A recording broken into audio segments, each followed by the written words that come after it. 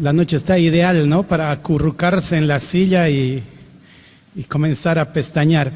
Así que voy a hacer todo lo posible, hermanos, para que no suceda y podamos reflexionar en la palabra del Señor durante unos minutos. Bien, oremos para empezar. Padre bendito, Señor amado, Dios nuestro, te damos gracias, Padre Santo, por esta noche, te damos gracias por este tiempo que podemos estar reunidos, Señor.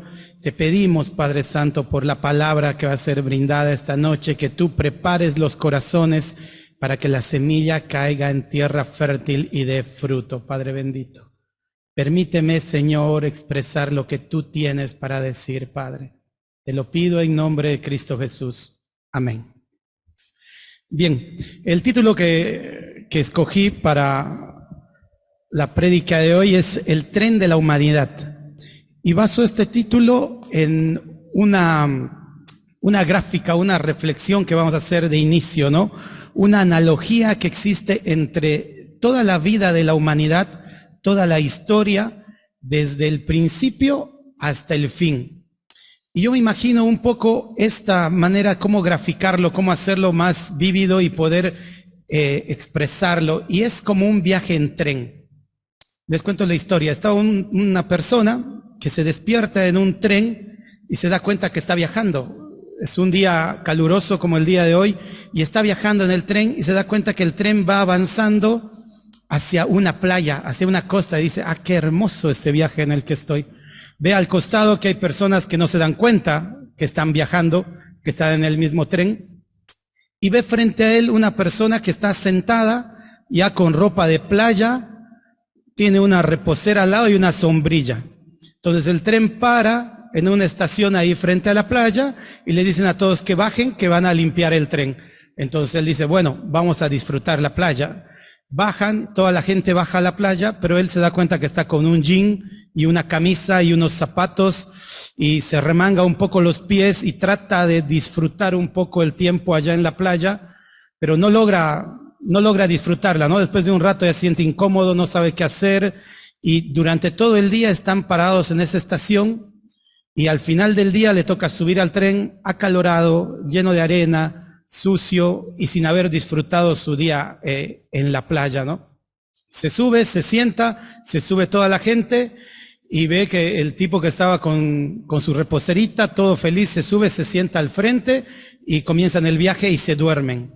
Al despertarse al día siguiente en el tren, se da cuenta que el tren está bajando hacia un valle. Gracias, Miguel.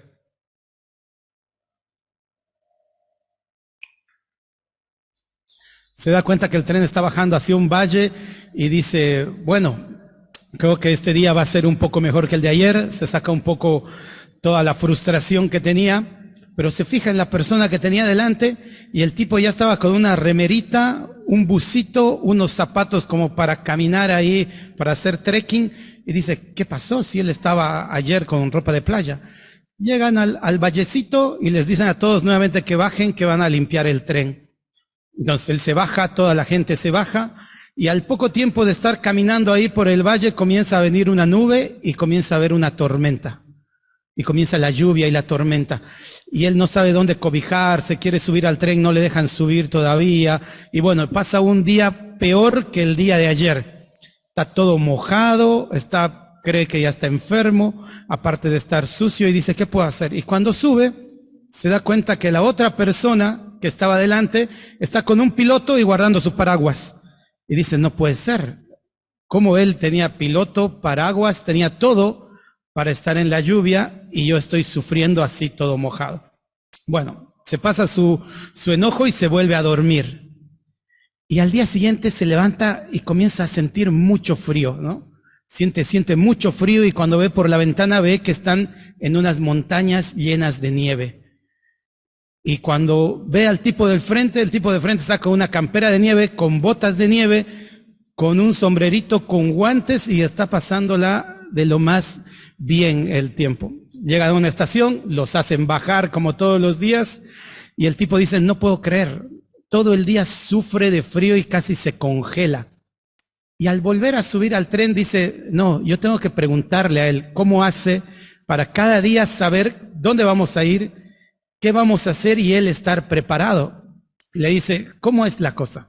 ¿Por qué el día de la playa vos tenías una reposera, el día de ayer tenías un paraguas y ahora tienes una campera? ¿Cómo haces? ¿Cómo sabes dónde va a ir el tren al día siguiente? Y el tipo le dice, porque acá está el tour que estamos haciendo y me dice cada día lo que va a pasar. Entonces yo estoy preparado y allá atrás hay un vagón con todas las cosas que uno va, las saca y puede pasar el día completo. Dice, pero a mí nadie me mostró esa guía. Nadie me dijo que estaba el tour detallado acá de lo que iba a suceder. Y dice, bueno, cuéntame, ¿cuál es la siguiente estación? ¿Dónde vamos mañana? Y él le dice, bueno, mañana llegamos a la estación final. Y la estación final es la eternidad. Y le dice, ¿y qué tengo que hacer? ¿Cómo me tengo que vestir? No, allá nos van a dar todo lo que necesitamos. Lo único que necesitas hacer es estar inscrito entre los que van a entrar a la eternidad con el Rey o los que van a pasar la eternidad en dolor. Los que no estén inscritos van a pasar con la eternidad en dolor. Bueno, y ahí él dice, ¿y qué tengo que hacer para inscribirme? Y ahí él le comienza a contar un poco cuál era el plan del que diseñó el tour, aparte que había diseñado el tren y que era el maquinista del viaje, ¿no? Y un poco esta historia es el detalle de la historia de toda la humanidad. El tren es la vida de todos los hombres que estamos sobre esta tierra. Las estaciones son las cosas que nos van pasando en esta vida, ¿no? A veces son cosas que parecen alegres, que parece que las vamos a disfrutar y sin embargo después nos dan dolor, nos dan pesar. A veces en la juventud vivimos de fiesta y después solamente nos queda remordimiento, errores, a veces enfermedades, malas decisiones. No estamos preparados para los tiempos difíciles, para las tormentas. A diferencia, como nos contaba Jorge ahora, que un hermano está pasando una tormenta y vemos que tiene piloto, paraguas, doctor personalizado, tiene todo lo que el Señor le ha dado para esa situación, ¿no? Tiene todo, tiene la protección de Dios. Y eso es el guía y el que escribió el Tours, la guía del Tours, es Dios mismo. Y Dios nos ha dejado su palabra para poder vivir esta vida de la mejor manera y estar preparado para todas las estaciones.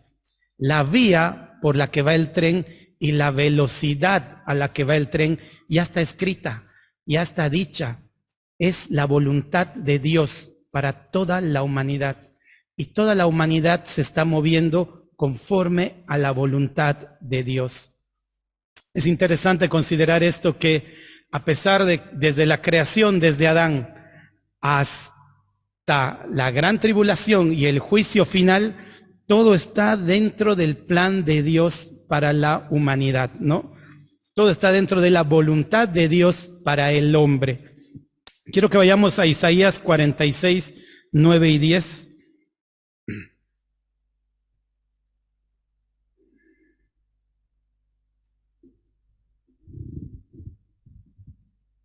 Isaías 46, 9 dice: acordaos de las cosas pasadas desde los tiempos antiguos, porque yo soy Dios y no hay otro Dios, y nada hay semejante a mí, que anuncio lo porvenir desde el principio y desde la antigüedad lo que aún no era hecho, que digo, mi consejo permanecerá y haré todo lo que yo quiero.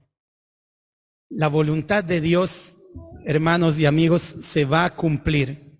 Así nos guste o no nos guste, la entendamos o no la entendamos, la conozcamos o no las conozcamos, tratemos de buscarla o no tratemos de buscarla, la voluntad de Dios en general se va a cumplir, ¿no? Y hoy, esta noche, quiero que reflexionemos en algunos pasajes de la palabra, en algunos versículos que nos muestran esta voluntad general de Dios para la humanidad. Es lo que nos va a llevar a reflexionar. ¿Qué dice esta guía de turismo que tenemos, esta guía de tours, este detalle que tenemos para la vida? ¿Qué es lo que quiere Dios que hagamos en cada momento, no? Vámonos a Romanos 12:2. Romanos 12:2. Algo que tenemos que tener en cuenta es, para considerar esta voluntad, para poder reflexionar en ella y poder entenderla, tenemos que reconocer que esa voluntad es superior a nuestra voluntad, que esa voluntad es mejor que lo que nosotros planeamos para nuestra vida y que lo que nosotros creemos que es el fin de nuestra vida y en general como sociedad y como humanidad, la dirección que se le quiere dar al hombre, ¿no? En este mundo. Podemos ver que los avances tecnológicos, todo lo que está creando el hombre ahora respecto a medicina y a tecnología, están orientando a tratar de alargar la vida del hombre lo más que se pueda sobre esta tierra. Porque no pueden entender, no pueden comprender que la voluntad de Dios y lo que se va a cumplir está más allá de esta tierra. Las grandes tecnologías y los grandes pensadores ahora están tratando de extender la vida con mejoras en la alimentación, con mejoras genéticas, con todo tipo de mejoras para no tener que enfrentar ese momento del fin, ¿no? Pero tenemos que nosotros reconocer, y este es el punto clave en esta noche, poder reconocer si lo que yo quiero tengo la visión del mundo en general es mejor que la visión tiene Dios para el mundo, y si la visión o el norte que yo quiero darle a mi vida o donde yo me veo en muchos años es lo mejor para mí o es lo que Dios quiere para mí lo mejor para hacer. Entonces, vamos en Romanos 12:2 dice, no os conforméis a este siglo, sino transformaos por medio de la renovación de vuestro entendimiento, para que comprobéis cuál sea la buena voluntad de Dios, agradable y perfecta. Agradable y perfecta. Si partimos este versículo del final para adelante, ahí ya puedo comenzar a notar las grandes diferencias que hay entre lo que yo quiero y lo que Dios quiere, ¿no? Si la buena voluntad de Dios es perfecta, si soy honesto conmigo mismo, me doy cuenta que mis pensamientos, lo que yo planifico y lo que yo quiero para mi vida no es perfecto. Tiene errores, ¿no? Muchas veces no es agradable. Los resultados de mi pecado y de mis errores no me agradan a mí, no agradan a mis papás porque los obedezco, no agradan a mi esposa porque discuto con ella, no agradan a los vecinos porque hago un escándalo, no agradan a mis jefes, no agradan a mis empleados, no agradan a muchas personas. Entonces, muchas veces mi voluntad no es agradable, no trae gratificación a las vidas. Y tampoco a veces es buena, porque si somos sinceros y vemos nuestro corazón, podemos reconocer que dentro de nosotros hay maldad. Hay maldad, hay muchas cosas que las hacemos por egoísmo, pensando en nosotros mismos, no pensando en los demás. Entonces, tenemos maldad dentro de nuestro. Pero Pablo, ¿qué dice acá? Dice, no os conforméis a este siglo, que nuestra mente no se amolde a lo que este mundo quiere. El fin de la humanidad no es buscar la vida en esta tierra, como todos están pretendiendo, ¿no? Dice, sino transformaos por medio de la renovación de vuestro entendimiento. Hay que cambiar nuestra manera de pensar.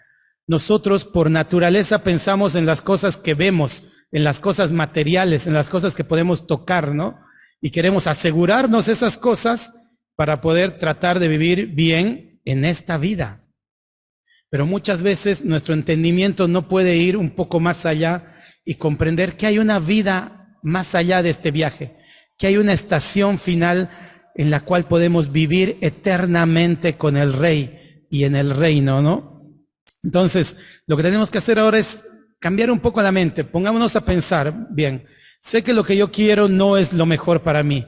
Entonces, ¿qué es lo que quiere Dios para el hombre? ¿Qué es lo que quiere Dios para nuestras vidas? Vamos a ver un par de puntos sobre la voluntad de Dios. El primero es, la voluntad de Dios es librar al pecador. Es librar al pecador. Y este subtítulo parece un poco contradictorio, ¿no? Si Dios es un Dios justo, que dice que visita la maldad de los padres sobre los hijos hasta la tercera y cuarta generación de los que lo aborrecen, y que de ningún modo considerará por inocente al culpable. ¿Cómo puede él librar al pecador? ¿Cómo puede ser su voluntad librar al pecador? Bueno, vámonos a Gálatas 3, 1, 3 y 4. Dice: gracia y paz sean a vosotros de Dios el Padre y de nuestro Señor Jesucristo, el cual se dio a sí mismo por nuestros pecados, para librarnos del presente siglo malo, conforme a la voluntad de nuestro Dios y Padre. ¿Cómo libra Dios al pecador del castigo que debe tener? Castigando a Cristo en lugar de los pecadores. Es así como su voluntad es librarnos del castigo eterno que merecen nuestros pecados, librarnos de la condenación que tendríamos al llegar a la estación final. Su voluntad es que Cristo haya venido a este mundo, haya vivido como un hombre sin pecado, para que pueda pagar en la cruz con su vida el castigo que merecían nuestros pecados. Esa es la voluntad que tenía Dios Padre para nuestras vidas. Esa voluntad, ¿ves qué tan diferente de nuestra manera de pensar? Que a veces nosotros acá queremos zafar. Uy, dije una mentira, pero ojalá no me pesquen, que no me pesquen, que no me pesquen, que no me pregunten, que no me pregunten, que no me pregunten, y tratamos de esquivar a la mentira, ¿no? Tratamos de esquivar los errores que cometemos, evitar los pecados, no queremos afrontarlos. Cuando tenemos algún problema o alguna situación a hablar con Magú, yo tengo la tendencia a dilatar, ¿no? A ver si por cuestiones de tiempo se soluciona. Normalmente no se soluciona y tenemos que hablar y solucionar los problemas juntos. Entonces, el librar al pecador de la consecuencia del pecado es la voluntad que Dios quiere para las personas en general, para cada uno de nosotros. Y todos los que hemos recibido al Señor un día hemos pasado por esa voluntad. Él nos ha librado de la condenación del pecado. Y si tú nunca has considerado que Dios te ha librado del pecado, hoy es el tiempo para poder considerar que Él envió a su Hijo en reemplazo tuyo a la cruz. Pero también la voluntad de Dios es dar vida eterna. Es dar vida eterna. Juan 6:40. Juan 6:40 dice: y esta es la voluntad del que me ha enviado, que todo aquel que ve al Hijo y cree en Él tenga vida eterna, y yo le resucitaré en el día postrero. Acá está hablando Jesús, ¿no? Está hablando Jesús, dice: la voluntad del que me ha enviado. ¿Quién lo envió? Dios. Que todo aquel que ve al Hijo y cree en Él tenga vida eterna, y yo le resucitaré en el día postrero. La voluntad de Dios es darnos vida eterna. No solamente es quitarnos el castigo del pecado, sino que además darnos vida eterna más allá de este tiempo. Porque podría haber sido una gran bendición que el Señor nos quite la culpa, incluso que quite el pecado de esta vida y vivamos nuestros 60, 70, 80 años como Adán y Eva en el paraíso. Pero igual hubiera sido algo finito, algo muy corto en el tiempo. Él quiere darnos vida eterna, quiere darnos vida eterna. Y es interesante este pasaje, dice que todo aquel que ve al Hijo. ¿Alguno de acá ha visto al Hijo? Con nuestros ojos naturales no lo hemos podido ver. Ahora, lo que nosotros podemos ver y cómo podemos escuchar y entender del Hijo es por medio de reuniones como esta, de personas como las que tenemos al lado, que son embajadores de Cristo acá en la tierra. Y ellos son los encargados ahora de mostrarnos al Hijo. Ahí nosotros podemos ver al Hijo. Y ya depende de cómo conozcamos, cómo escuchemos, cómo leamos ese manual de viaje, ese tours, para ver si creemos en Él. Y si creemos en Él, en lo que Él hizo, en el sacrificio que Él hizo en la cruz por mí, es que vamos a tener vida. Vamos a tener vida eterna. Pero también la voluntad de Dios es engendrar hijos. La voluntad de Dios es engendrar hijos. Juan 1, versículos 12 y 13. Dice, mas a todos los que le recibieron, a los que creen en su nombre, les dio potestad de ser hechos hijos de Dios, los cuales no son engendrados de sangre, ni de voluntad de carne, ni de voluntad de varón, sino de Dios.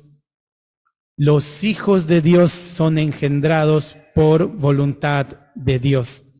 Entonces, Dios no solamente quiere librarnos del pecado, librarnos como pecadores, no solo quiere darnos vida eterna, sino que Él ya pensó qué vamos a hacer en la vida eterna.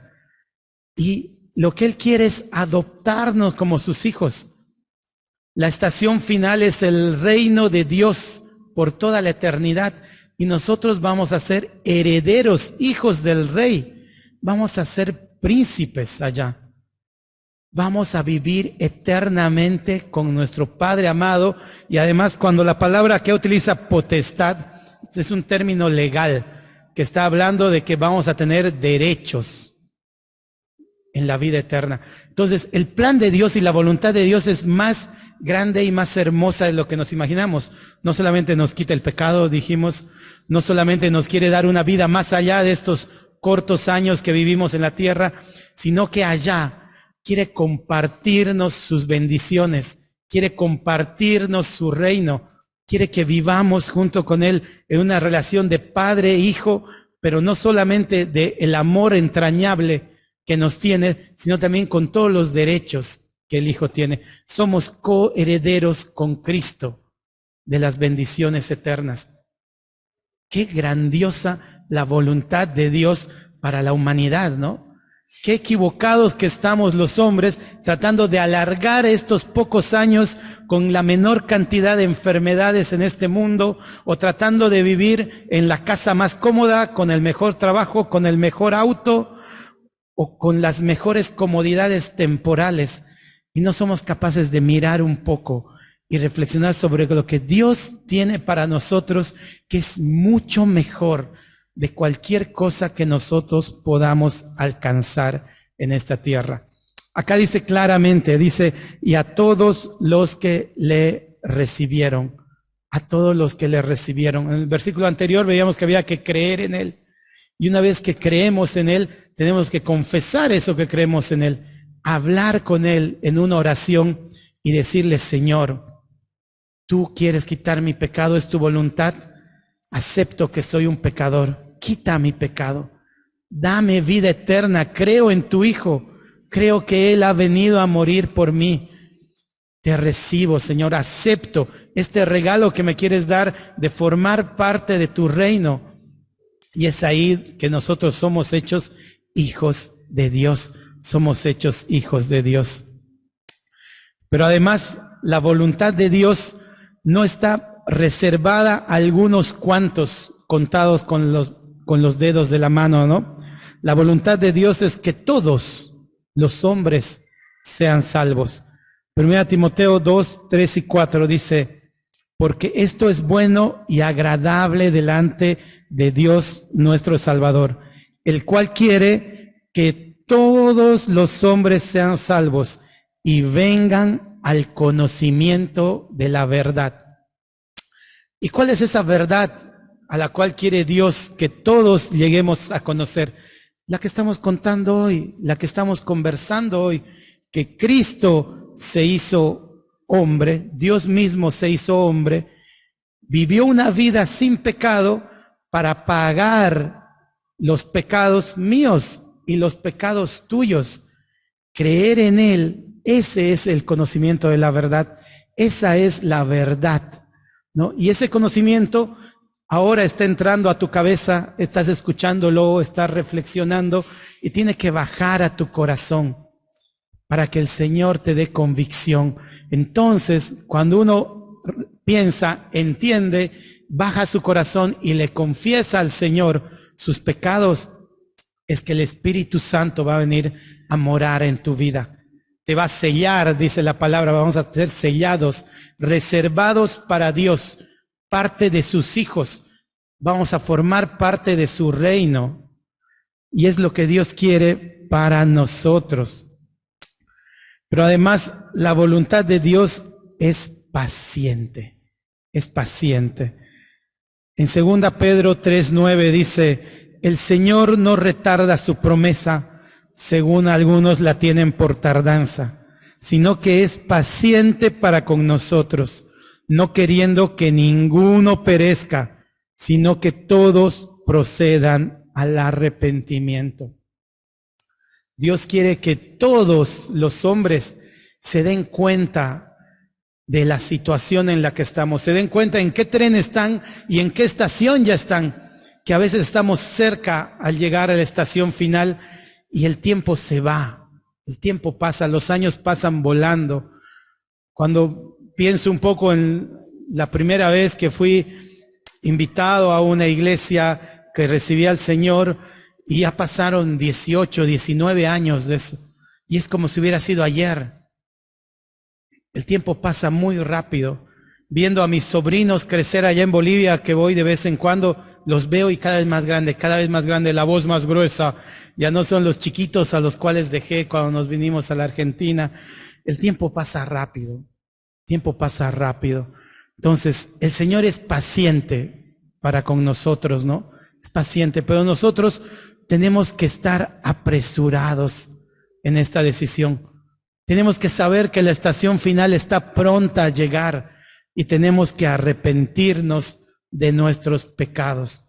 Y el arrepentimiento no es solamente un remordimiento de lo que pudimos haber hecho mal, ¿no? Porque muchas veces, antes de conocer al Señor, yo tuve remordimiento de muchas cosas que hice en mi vida, pero al poco tiempo se me pasaba, ¿no?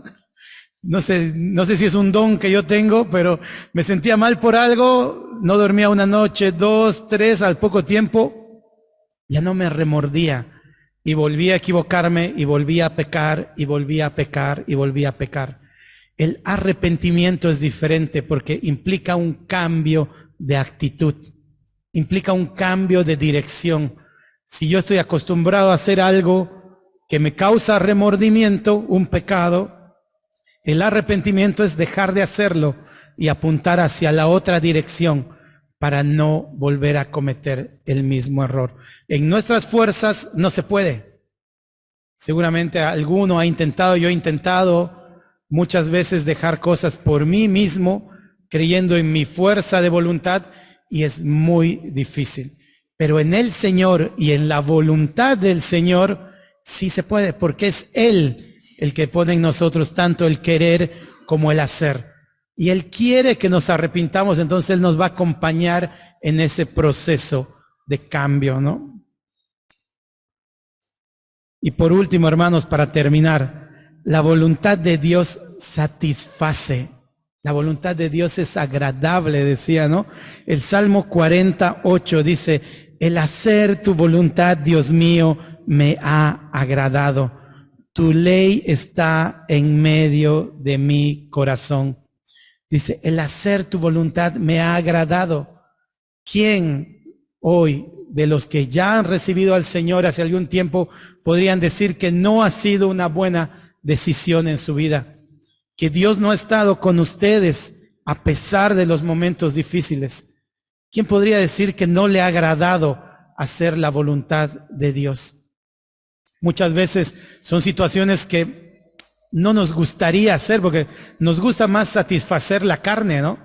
Es más placentero instantáneamente satisfacer la carne, pero el hacer la voluntad de Dios tiene una satisfacción completa y duradera. La voluntad de Dios es para nuestro agrado. ¿Y cuándo se va a completar ese agrado? ¿Cuándo vamos a vivir la satisfacción total? Porque aún ahora yo veo que hermanos, hermanas y yo pasamos tiempos difíciles, pasamos enfermedades, nuestros seres queridos parten, mueren, algunos sin conocer al Señor incluso, y hay dolor en nuestra vida. y estamos haciendo la voluntad de Dios, pero la satisfacción plena va a llegar en la última estación. Cuando se cumpla plenamente lo que el Señor Jesús dijo, que Él se va a llevar nuestros dolores, nuestras enfermedades, que Dios enjugará toda lágrima de la mejilla de los hombres, y entonces vivamos eternamente con Él en plena felicidad. Esa es nuestra meta. Ese es el destino que Dios quiere para cada uno de nosotros. Y si nunca has considerado esto, si nunca te has puesto a pensar que el tren va a llegar a la estación final, tarde o temprano, el tiempo lo sabe el maquinista que es Dios, hoy es el día para considerar si estás preparado para llegar a la estación final y si en la estación final te van a dejar entrar al reino. Cantábamos en el último himno, ¿no? Cuando allá se pase lista, la lista va a ser a la entrada, no va a ser adentro, porque si no estás en la lista, no vas a poder entrar. El libro de la vida va a ser abierto y se va a leer, y todo el que no se halle inscrito en el libro de la vida, dice que va a ser echado al lago de fuego y azufre. Allí será el lloro y el crujir de dientes. Es inimaginable, esas palabras son tan duras, tan ásperas, tan difíciles incluso de entender todo lo que conlleva detrás. Pero es lo que está preparado en la estación final, o el reino o el sufrimiento. Dios quiere que todos vayamos al reino como sus hijos. Esta noche, si nunca lo hiciste, es tiempo de hacer esta decisión. Oremos. Padre Santo, Señor bendito, te damos gracias, Padre bendito, porque tu voluntad, Señor, es perfecta. Porque tú, Señor, creaste el mundo sabiendo que un día íbamos a llegar delante de ti ante el juicio, Padre. Y tú tuviste un plan de salvación para nosotros, una guía, Señor, para poder llegar preparados, para poder estar allá gozosos, Señor, para poder estar allá satisfechos, Padre Santo. Te doy gracias, Señor, por tu Hijo que vino a morir en la cruz en reemplazo mío. Te doy gracias porque tú me libras del pecado, Señor, me libras de la condenación. Te doy gracias, Padre Santo, porque tú me tienes paciencia, Padre. Te doy gracias porque me das vida eterna, Señor. Y te agradezco, Señor, porque en tu voluntad quieres ser mi papá. Y yo quiero ser tu hijo, Padre Santo.